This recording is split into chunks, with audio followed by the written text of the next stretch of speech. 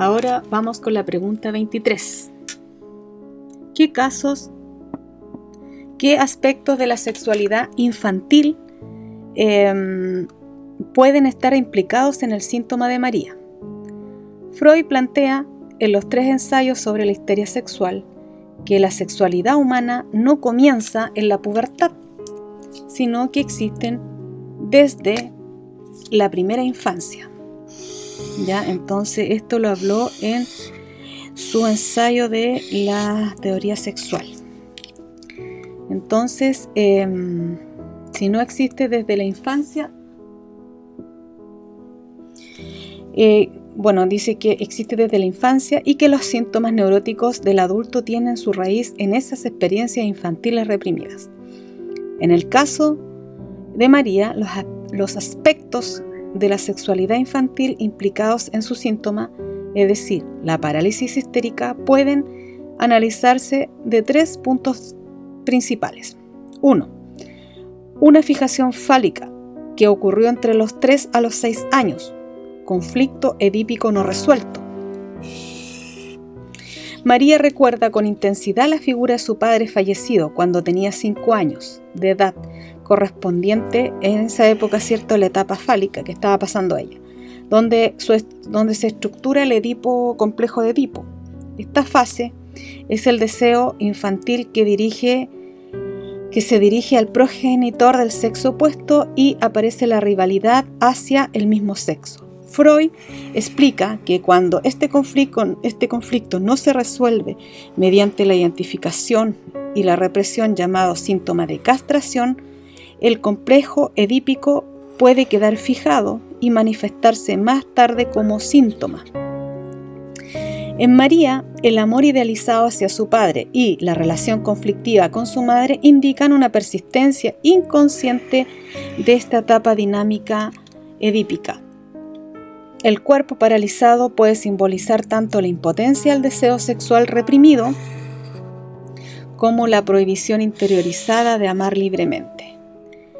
También se observa un moralismo y represión sexual como reacciones formativas ya con el sexo.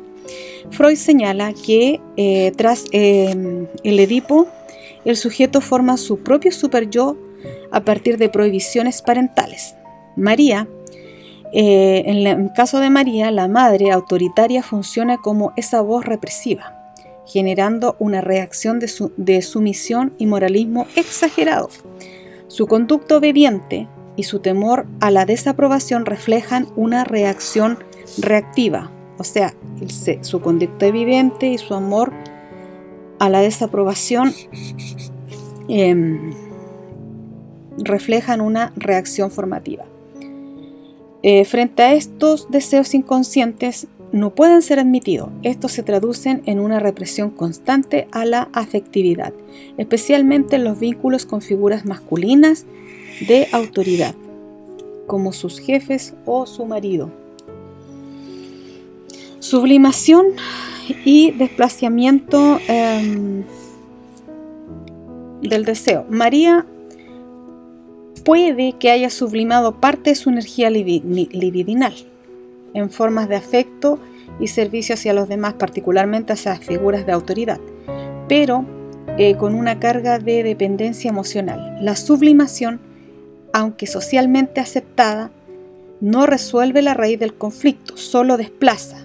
Por eso, cuando su vida se desestructura, es decir, cuando pierde el trabajo o hay un aislamiento, el equilibrio simbólico se rompe y la energía reprimida retorna bajo la forma sintomática corporal de síntesis clínica.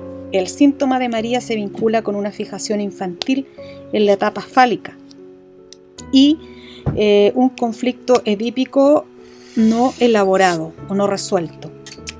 Su parálisis representa el cuerpo detenido en el momento psíquico, cuando el deseo, la culpa, la represión quedaron entrelazados. Pregunta 24. ¿Cómo se manifiesta la fijación en el desarrollo psicosexual en el caso de María? Freud describe la fijación Freud describe la fijación como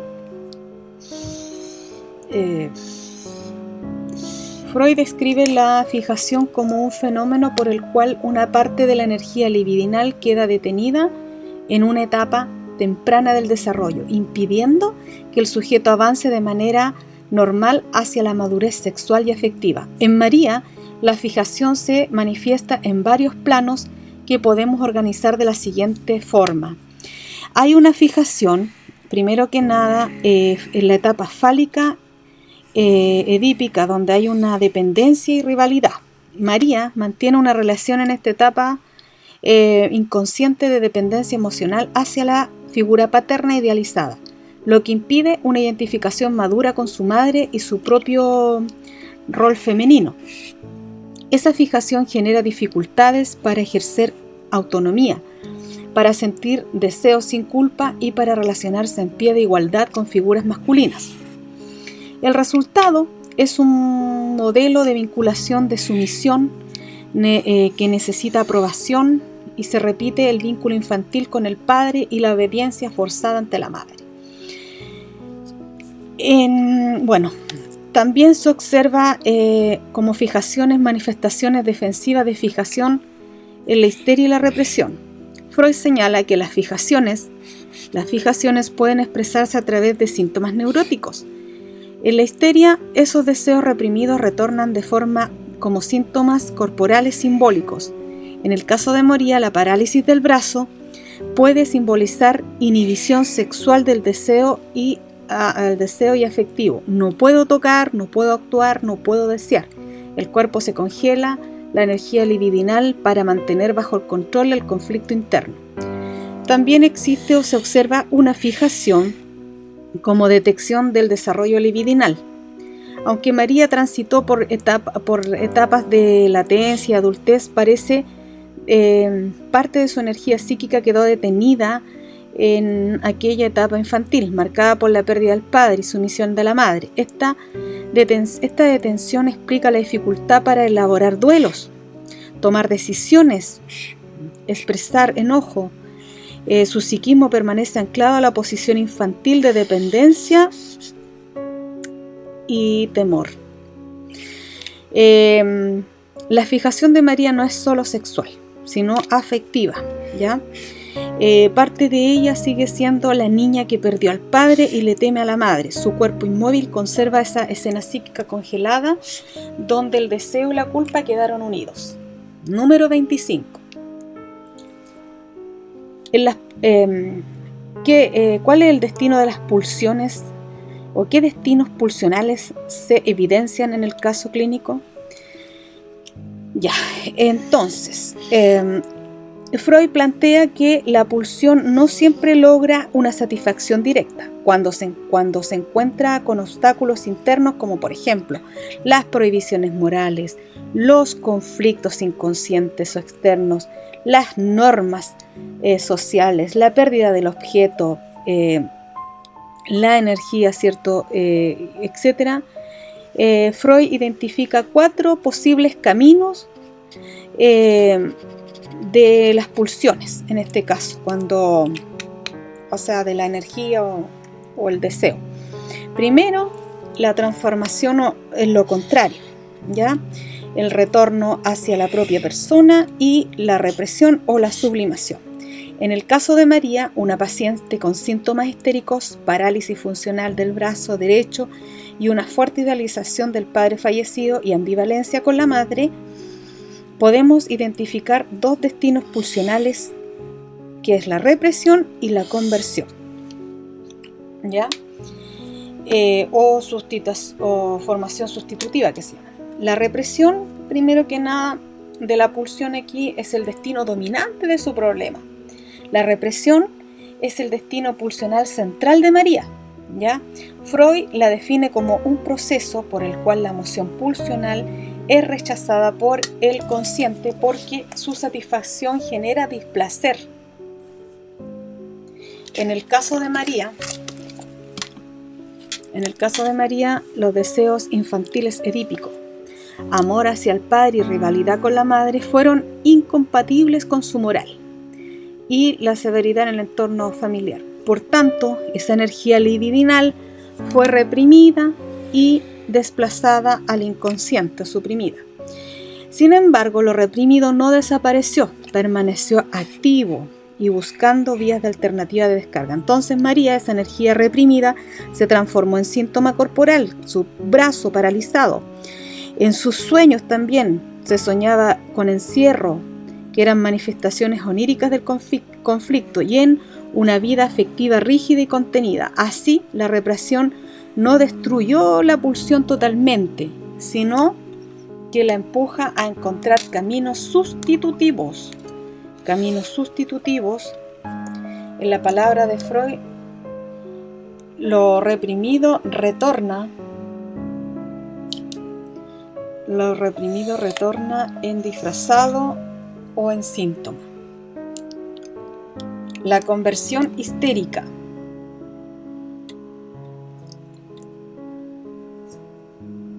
Ya, era importante entonces decir que los destinos de la pulsión fue la represión, no hubo sublimación, y también hay formación sustituta o conversión, ya, transformación, conversión. Eso es lo que yo podría decir de los destinos de la pulsión.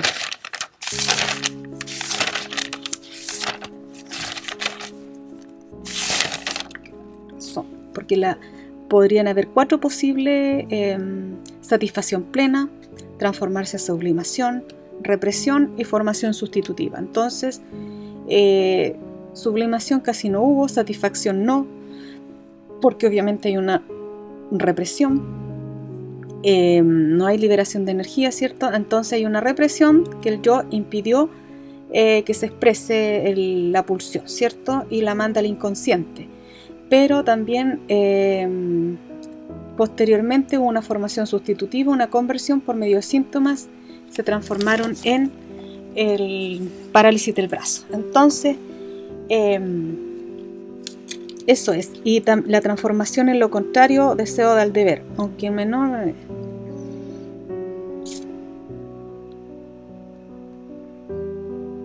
Ya, eso sería. Ahora vamos con la pregunta 26.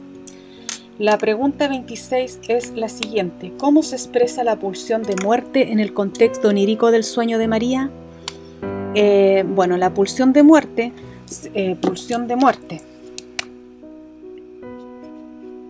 o tánatos, ¿cierto? En el texto Las pulsiones y sus destinos del siglo, o sea, en el capítulo volumen 14, Freud plantea que las pulsiones no solo buscan el placer, sino también tienden a reducción total de la atención, ¿ya? Esa tendencia hacia el reposo absoluto, ¿ya? La quietud, la disolución del yo, es lo que se denomina pulsión de muerte o tánatos. Entonces, ¿qué es lo que hacía la pulsión de muerte? Era la que busca el placer, busca la reducción de la tensión, tendencia al reposo absoluto, a la quietud, a la disolución del yo, desintegración, lo que se llama pulsión de muerte, la cual actúa en oposición al mismo tiempo de la pulsión de eros o de vida. Ambas siempre tienen que estar entrelazadas, porque eros une y conserva, mientras que tánatos separa y destruye. El sueño como represión simbólica del conflicto pulsional. Ahí está tánatos presente. Como dije entonces, en el sueño está reflejado simbólicamente este conflicto pulsional, que marcado, ¿cierto?, por pulsión de muerte, ya que María en su sueño se encuentra encerrada en una casa antigua, sin ventanas, sin puertas, mientras que la rodean las llamas y no puede moverse. Expresa el conflicto entre ambas pulsiones. La casa antigua simboliza a lo mejor el cuerpo rígido y cerrado, una estructura defensiva construida por años de represión y culpa, porque la casa es vieja. También puede representar su pasado infantil, la casa antigua de la niñez, donde se originaron las primeras fijaciones libidinales y las prohibiciones morales. La puerta y ventana, las puertas y las ventanas selladas simbolizan las barreras de la represión, los mecanismos que impiden que los deseos inconscientes, especialmente de cuerpo, sexual y afectivo, salgan a la conciencia.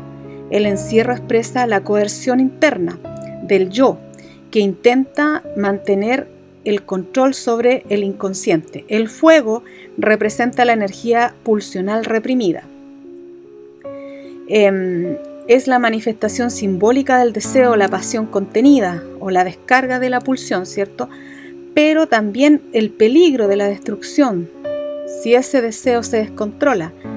En el sueño, las llamas encarnan la función de Eros y Tánatos. La pulsión de vida quiere librarse, fuego como deseo, energía vital.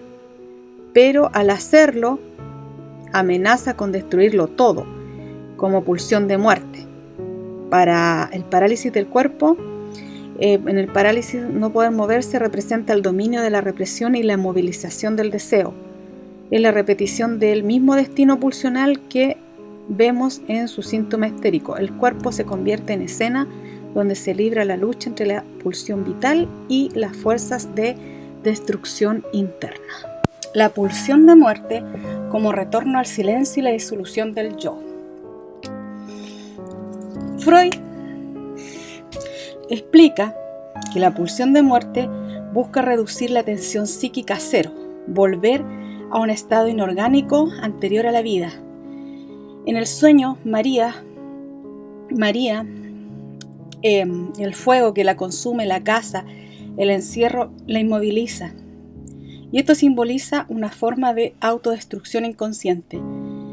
El deseo de apagarse, de volver a la nada, frente a la imposibilidad de expresar su dolor y su deseo. No se trata de un deseo de morir literal, sino de una representación psíquica del cansancio existencial, de la tendencia a dejar de luchar. Entonces el sueño muestra cómo la energía reprimida se invierte contra sí misma. ¿Ya? La pulsión de antes, la pulsión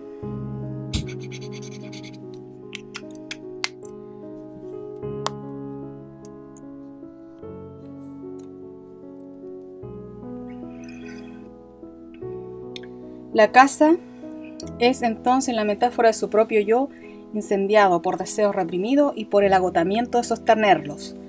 La dialéctica de Eros y Tánatos en el sueño no es solo una imagen de destrucción, sino también de vida que quiere salir del encierro. Las llamas pueden interpretarse como Eros también, intentando abrir paso, mientras que la rigidez del cuerpo y el encierro de Tánatos bloquean la salida. Pregunta 27. ¿Qué elementos narcisistas se observan en la relación de María con su jefe? Bueno, aquí vamos a hacer referencia a la introducción del narcisismo, volumen 14. Freud explica que el narcisismo es una fase del desarrollo libidinal, en la que la energía psíquica, es decir, la libido, se dirige hacia el yo, en lugar de hacia otros objetos. No obstante, el narcisismo no desaparece del todo. Se mantiene como una estructura de base del amor propio o de la autoestima, coexistiendo en las relaciones objetales dirigidas a otros. Freud distingue 3 niveles fundamentales: narcisismo primario, narcisismo secundario y libido objetal. ¿Ya? Entonces, el narcisismo no desaparece nunca del todo, ¿cierto? Siempre dijo Freud que el narcisismo es el desarrollo libidinal de la energía psíquica.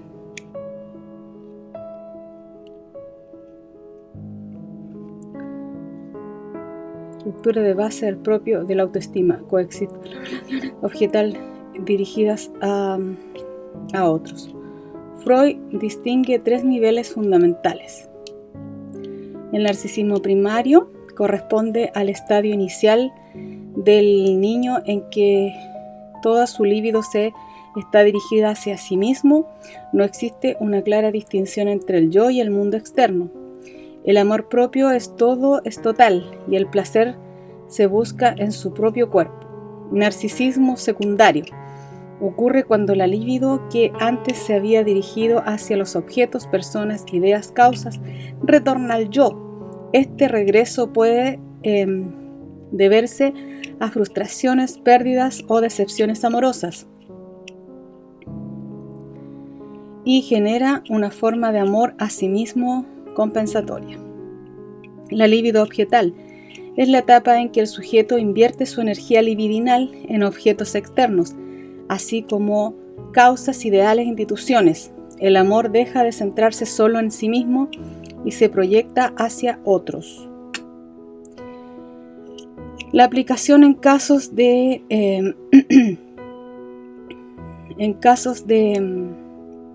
María. En la relación de María con su jefe se observan componentes narcisistas secundarios y objetales fusionados. La dependencia libidinal hacia la figura de su jefe. María transfiere parte de energía libidinal de su jefe como figura masculina de autoridad. Este vínculo tiene un carácter de repetición edípica, donde el jefe sustituye inconscientemente al padre idealizado.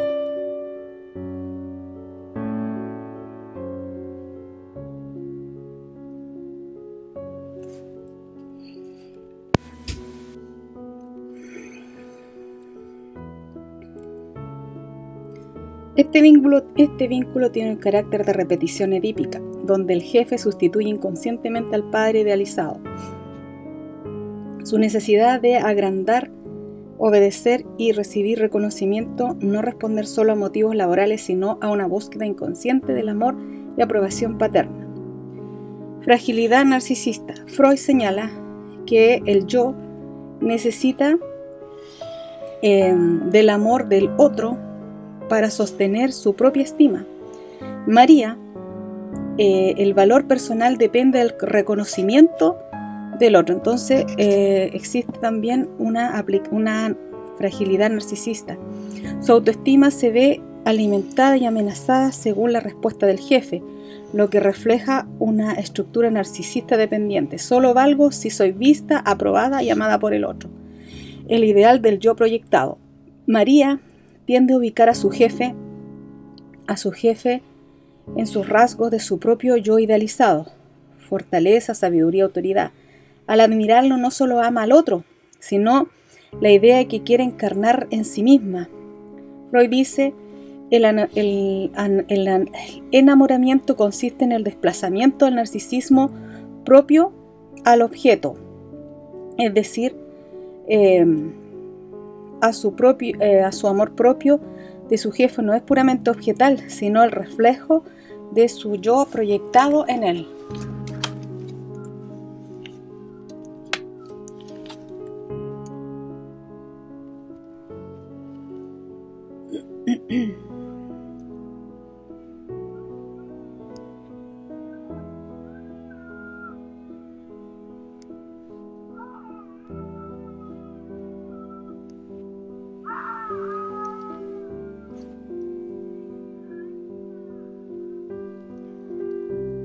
Ya. Pregunta 28. ¿Cómo se articula el narcisismo con la necesidad de aprobación masculina? Freud señala que el narcisismo no desaparece al amar, más bien se reorganiza. Toda relación afectiva tiene un componente narcisista, porque en el amar buscamos el amor y la valoración que sentimos haber perdido. En María esta articulación se sostiene de la siguiente manera. El otro se ve como un espejo de su yo. La necesidad de aprobación masculina funciona como una extensión del narcisismo secundario. María busca en la mirada del jefe, busca la necesidad de aprobación masculina funciona como una extensión del narcisismo secundario. María busca en la mirada de su jefe, en general, las figuras masculinas de autoridad, la conformación de su propio valor, es decir, amor y la valoración del otro sustituyen la estima interna que perdió tras experiencias tempranas de desaprobación o frialdad materna. El jefe representaría el espejo, donde puede verse valiosa y querida. Freud señala que el yo narcisista ama a quien garantiza su perfección y quien cumple el ideal de que sea de ser. El amor como restauración narcisista. La búsqueda de aprobación no es solo afectiva, sino también una reparación inconsciente del yo herido. María intenta restaurar el amor perdido del padre idealizando el amor simbólico de los hombres con autoridad. Cada elogio o reconocimiento actúa como una restitución de narcisismo infantil. Si él me aprueba, entonces valgo. Si él me critica o ignoro, dejo de valer. Este mecanismo perpetúa de dependencia emocional y fragilidad del yo, explicada por personalidades histéricas. La fusión entre lo lívido y lo objetal narcisista. En el amor adulto, Freud dice que las dos formas de líbido se entrelazan, es decir, el amor objetal y narcisista, porque satisface nuestro narcisismo. María, el amor no se dirige a otro real, sino al reflejo idealizado de ella misma que cree encontrar en la mirada del jefe. Por eso su vínculo no es plenamente autónomo ni recíproco, depende de ser admirada y aceptada. En relación a María, como autoridad, con la autoridad masculina, es una prolongación del vínculo infantil con su padre, un intento de ser amada para sentirse existente. 29. ¿Qué repetición se observa en el sueño de María? ¿Qué repetición? Más allá del placer. Freud observa que en muchos sueños los pacientes traumatizados no buscan un placer de la realización del deseo, sino que repiten una experiencia dolorosa.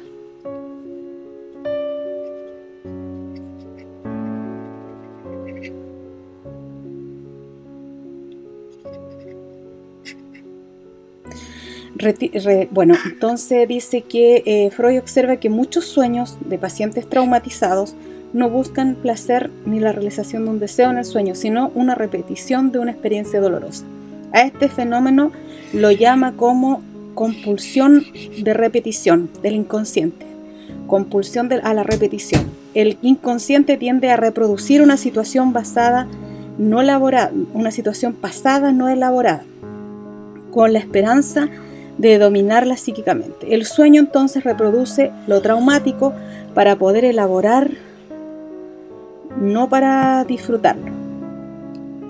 Aplicación del sueño de María. La casa antigua representa lo psíquico infantil, espacio cerrado, donde la formación de experiencias afectivas con los padres. Volver a esa casa es revivir el escenario original del conflicto edípico.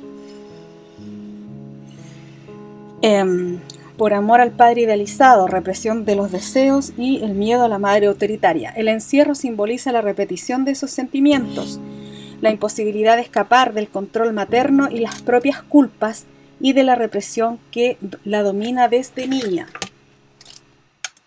Las llamas repiten el conflicto entre el deseo y el castigo. El fuego podría representar la pasión y la vida, es decir, la misma energía libidinal reprimida, y repite la forma de angustia. La parálisis corporal en el sueño se reitera sus síntomas histéricos diurnos, y el brazo inmóvil es la representación onírica de la incapacidad de actuar, de moverse simbólicamente frente a la autoridad o deseo. La función de la repetición. Bueno, ¿cuál es la función de la repetición? Y la llamada, compulsión a la repetición. El sueño de María repite escenas traumáticas primarias, ¿ya? No busca placer, sino busca dominio y elaboración, mientras intenta transformar el pasivo de sufrir el trauma a revivirlo con cierto control. Pero Freud dice que los sueños de este tipo no obedecen el principio del placer, sino a repetir y a dominar. El yo repite aquello que no puede recordar. Freud, más allá del principio del placer. Síntesis: el sueño de María se repite la experimentación infantil del deseo prohibido, la caza y el fuego son versiones deformadas del mismo sentimiento vivido, y la pérdida del padre repite para poder librarse. Pregunta 30. ¿Cómo se puede pensar el síntoma desde la compulsión a la repetición? ¿Cómo se puede pensar el síntoma? Freud plantea que además de la búsqueda del placer, existe en el inconsciente una fuerza que empuja al sujeto a repetir lo que lo hizo sufrir. ¿Ya? A repetir lo que lo hizo sufrir. Esta es la compulsión a la repetición que llamaba. Una tendencia que revela algo del pasado no fue elaborado y por tanto retorna en el presente, bajo nuevas formas, como el sueño, el síntoma, repetición disfrazada en trauma. Aplicación del síntoma de María. En el síntoma histérico de María, la parálisis del brazo puede entenderse como una repetición simbólica del conflicto Edipo reprimido y de la imposibilidad de actuar o defenderse frente a la autoridad materna. Así como en la infancia no pudo oponerse ni expresarse, el brazo no obedece, no actúa, no reacciona. La parálisis actual reproduce la antigua posición de pasividad y sometimiento. Y el síntoma también se repite en el proceso de la pérdida del padre. Una energía del amor y dolor contenga que no pudo manifestarse abiertamente y también convertirla en inhibición corporal. Bueno, lo siento. Entonces la repetición. Freud escribe que el paciente neurótico, en lugar de recordar, actúa, repite. Y el síntoma corporal de María cumple exactamente esa función. Donde debería ella ver memoria consciente, hay una repetición inconsciente. El brazo inmóvil también en la misma tensión psíquica del sueño se repite en imágenes. El enfermo no recuerda nada del olvidado y reprimido, sino que lo reproduce como un recuerdo, sino como una acción. 31. ¿Qué tipo de angustia predomina en el caso clínico de María? Tipos de angustia. Bueno, ahí hablábamos ciertos tipos de angustia. Bueno, angustia realista, angustia moral, angustia neurótica. Freud distingue tres tipos fundamentales de angustia, que es una respuesta ante el peligro real, una que es vinculada al castigo del yo super yo y otra que surge del peligro interno, el retorno de una pulsión reprimida que amenaza el valor a la conciencia. La aplicación al caso de María.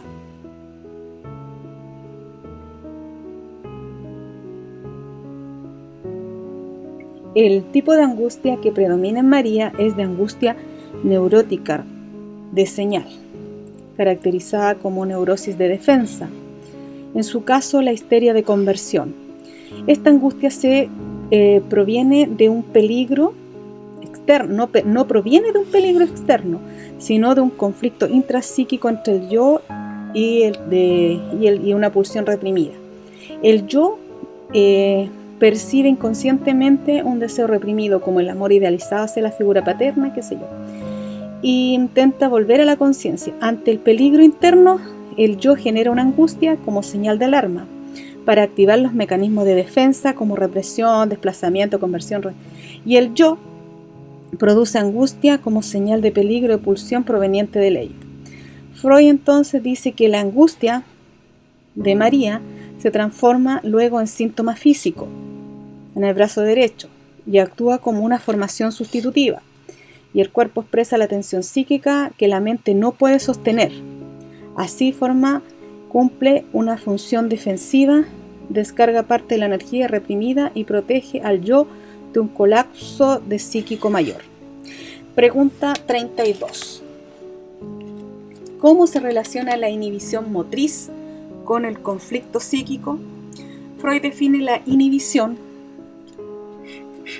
como la limitación funcional del yo parcial, una capacidad de conflicto interno, mientras el síntoma es una formación sustitutiva, una transacción entre el deseo reprimido y la defensa. La inhibición es una renuncia o bloqueo directo a la función del yo.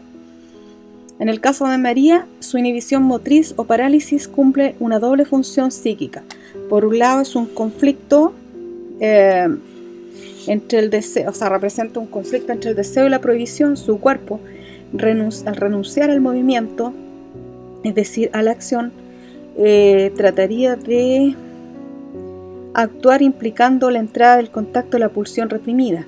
El deseo amoroso, la rabia cega. El brazo se inmoviliza simbólicamente para no hacer lo que el inconsciente desea hacer.